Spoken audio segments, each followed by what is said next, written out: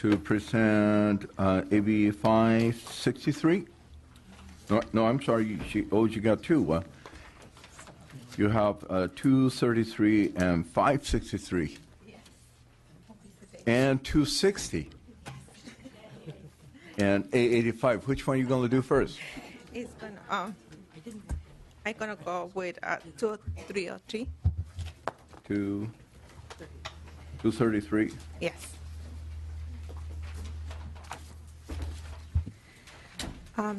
Thank you, Mr. Chair and members.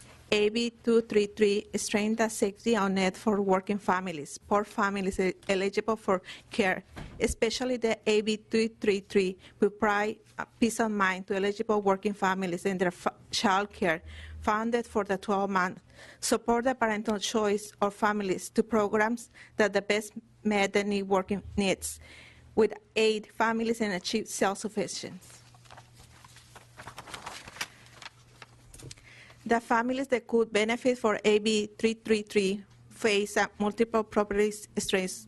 This bill will go along with the strengthening our community agency that will work those families. Finally, this bill simply put in writing what we want to the families to know, that you are allowed to follow the rules. Do everything asked you to become sufficient and commit to support your efforts. With me today, I have Denise and California Alternative Payment Program Associated, and she can answer any question you might have. Thank you. Hi, good afternoon, committee. Deneen Nicoletti, representing the California Alternative Payment Program Association. Ours is a professional organization of public and private nonprofits that support working poor families with parental choice and access to child care. AB 233, just brief background, is a continuation of a conversation that started in 2011, facilitated then by Assemblymember Susan Bonilla, to really take a holistic look at the delivery of early care and education and look at ways to better deliver the services to families moving forward. We've had previous legislation that has started to further streamline and deliver the programs, and this is a continuation in that effort. With me today is Philip Warner with Children's Council of San Francisco. He's going to talk more in depth on the content of the bill, and then I'll take an answer and field questions after that. Thank you. Good afternoon, committee members. Philip Warner with Children's Council of San Francisco. I wanted to highlight a couple of things about this bill on behalf of my colleagues at my organization and throughout the state and working families and children in the state of California. This bill would establish a 12-month eligibility period for all families determined to be eligible for child care, which really would help the lowest income families in the state and plan their immediate futures in terms of knowing and having a clear picture when their child care services were scheduled to end and would be up for recertification. And perhaps more importantly would be that the children of those families would get the developmental and educational opportunities that 12-month of continuous child care services would provide. Another thing this bill would do is delete a requirement that alternative payment programs currently have to collect immunization records from families for their children and proof that those children have taken a physical as a condition of eligibility. This requirement is in education code and was intended for contractors operating the direct services to their children, like actually providing the services, and alternative payment programs issue families a voucher for them to choose their own child care from a variety of types. So this requirement really doesn't apply to alternative payment program families and is currently a component of eligibility and can hold up eligibility determination if it's not submitted to the agencies. This bill further allows the superintendent of education to extend a 60-day extension in periods or in areas or regions of high unemployment to families who are using child care for the purposes of seeking their employment.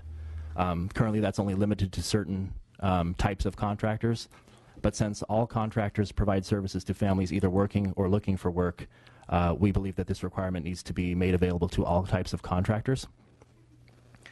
The last point I wanted to highlight is it further clarifies statutory language to allow alternative payment programs to develop a process by which a family's share of their child care payment can be paid directly to the child care provider, who they see day in and day out, as opposed to being paid to the Alternative Payment Program agency. And those fees are monthly, so they would have to visit the AP agency every month to do so. So again, this language would just clarify that contractors could develop policies allowing parents to pay their fees to providers, which would make things easier for them. I think there's the federal reauthorization of the Child Care and Development Block Grant contains several components that you see in this bill, and we really feel this bill would put California in a good position to implement that reauthorization when it comes down the pike, and I respectfully urge your aye vote. Thank you very much. Thank you. Is there anybody from the public who wanted to add on?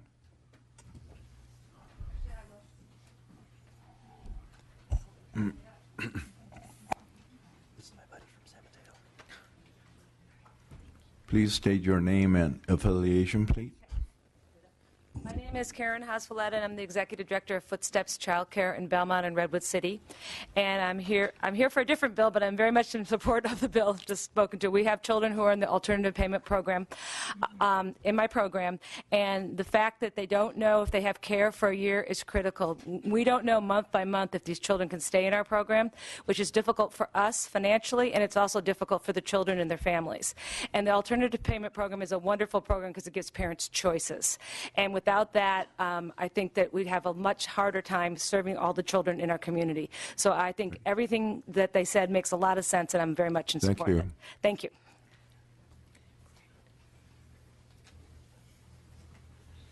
Hi, my name is Renato Lina. I'm from the San Fernando Valley LGBT. We do support this bill. Thank you. Selena Pryor Dansby from SEIU Local 1000 in support. Thank you. Hi, my name is Julie Lowen, and I'm the president and CEO of Children's Paradise. We care for hundreds of children that are on the AP program, and it's a really difficult time for these children when they're yo-yoed in and out of school. The worst thing that you can do for a poor child, I know I was a very poor child, is to make them feel less than normal.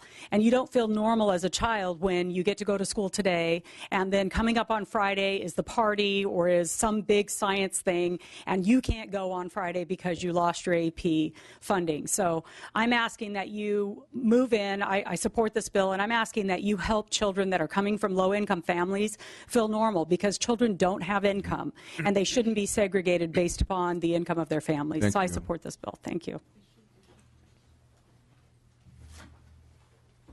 Hi, Jean Elian, CEO of the Professional Association for Childhood Education, and we are in support. Thank you. Thank you. Any oppositions?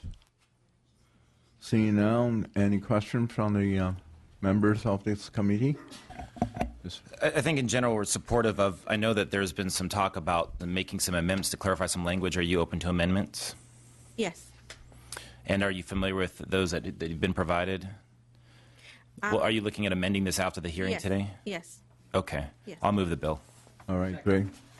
Thank you. We have a motion and a second. Madam Secretary, please call the roll. Motion is due pass to education Was there amendment? as amended? Yes, amendment proposed by No? Vice Chair. No? Oh, you can take the amendment later. Amendments All are right. taken. Okay, thank you. Amendments would be taken in Education Committee. Chu? Aye. Chu, aye. Mays? Aye. Mays, aye. Calderon? Aye. Calderon, aye. Lopez? Aye. Lopez, aye. Mainshine? Stone? Thurmond? Bill has 4 votes. So we'll be, put this one on Do call? pass it. No, it's Do passed. pass? All right, good. Congratulations. Thank you. All right. So it's 1 down, 3 to go. The second one, Ms. Lopez, is which one you wanted to take on? I gonna start with AB 260. 260, all right. Yes. Any witnesses for 260? Please coming up. Coming up.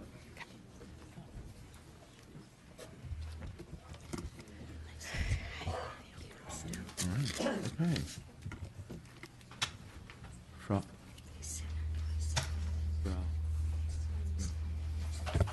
Okay. Thank you, Mr. Chairman and members. I'm pleased to present to you AB 260, which holds certain information to parenting youth and case filed during the initiation of the same proceeding. This bill will ensure that parenting youth and giving prevention support to service are offered to a parenting foster youth, regardless of the placement setting of the youth lives in. It's important that California does create a cycle of youth that enter into the foster care system at birth. Therefore, we must try the best to keep our families united and provide the appropriate resource that will be support that. Here today with me, I have two witnesses in support of this bill. Hello, my name is Vanessa Hernandez. I'm the policy coordinator for California Youth Connection. I'm also a former foster youth.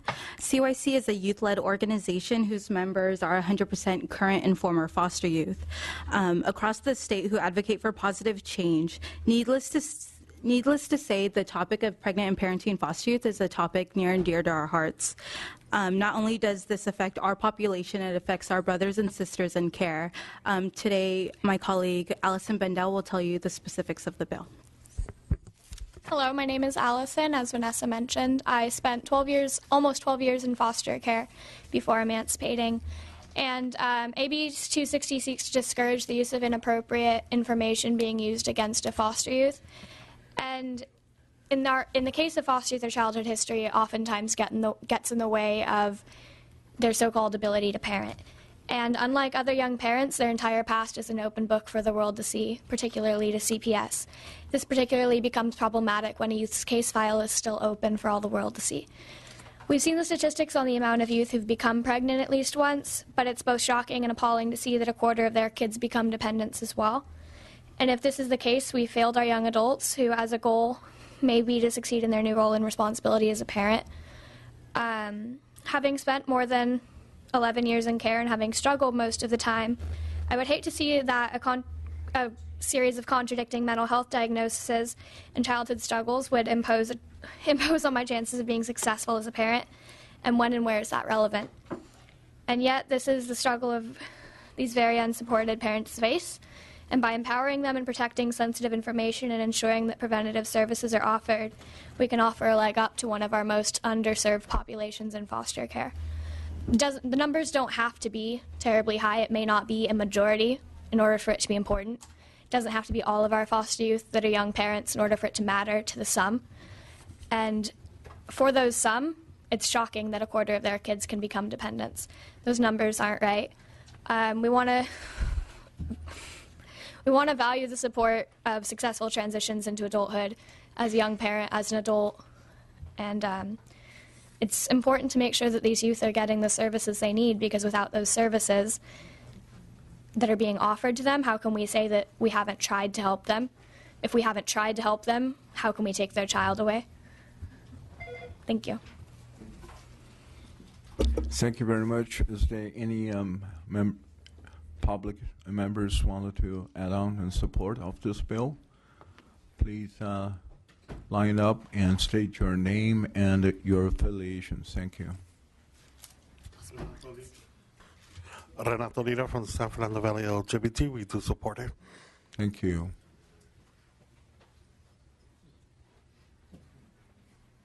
Hi, my name is Dolores Taylor, and I am a former foster youth.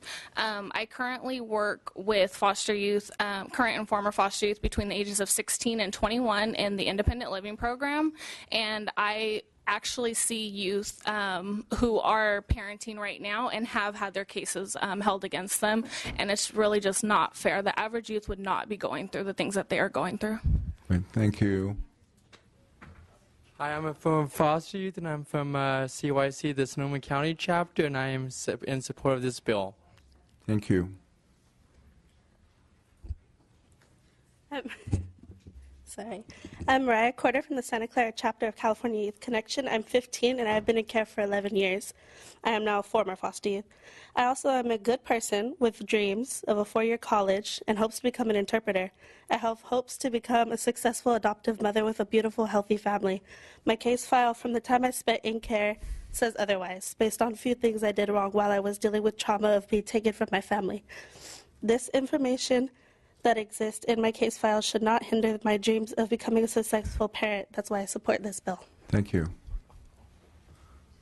I'm giving exceptions to the foster youth. Thank you. Good afternoon. My name is Iris Hoffman. I was formerly in Systems of Care, and I'm currently an advocate for foster youth. This bill is very important to me because it directly affects some of my best friends and my sisters from care.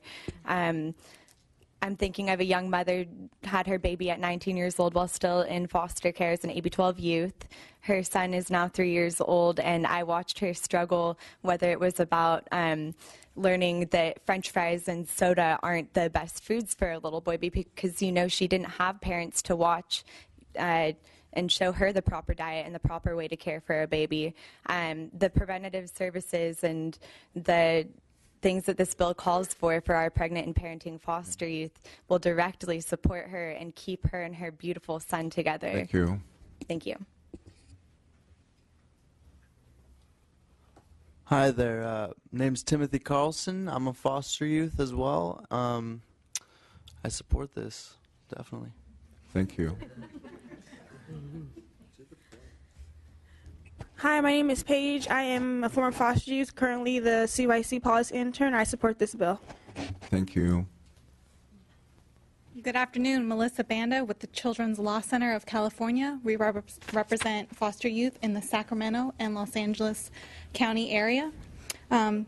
We share CYC's concern regarding the importance of supporting young people and their efforts to parent.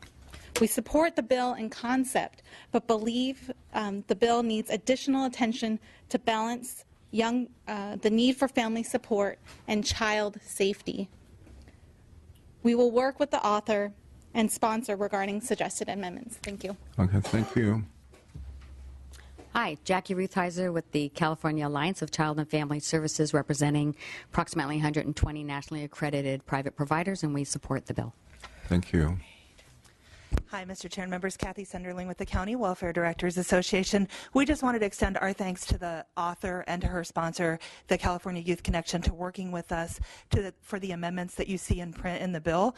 We had some concerns that the bill might tip too far toward not allowing our system to make sure that babies who are at risk could be brought in if needed. It's certainly not our goal and not our intent to bring any child into the foster care system if they're not at risk. We think that the amendments do strike that good balance, and we really appreciate working with the organization on that.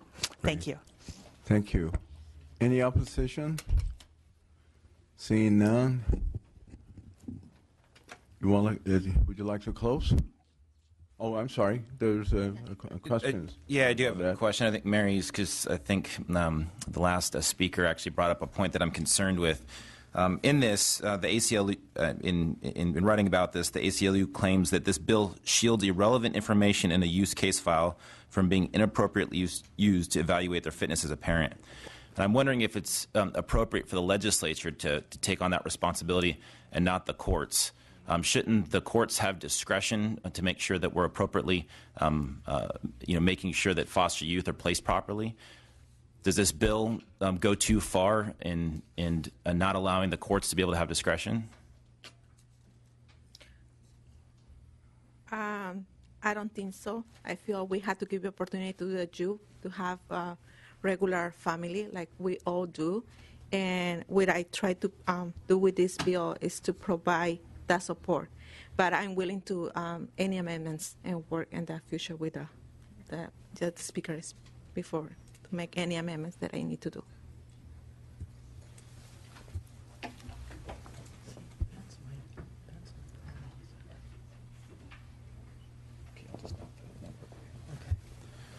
Okay, good. Great.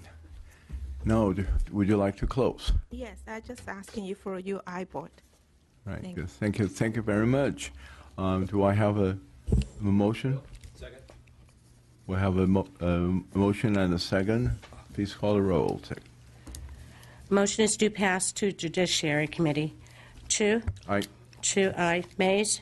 Not voting, looking forward to the Mays not voting. Calderon? Aye. Calderon, aye. Lopez? Aye. Lopez, aye. Mainshine?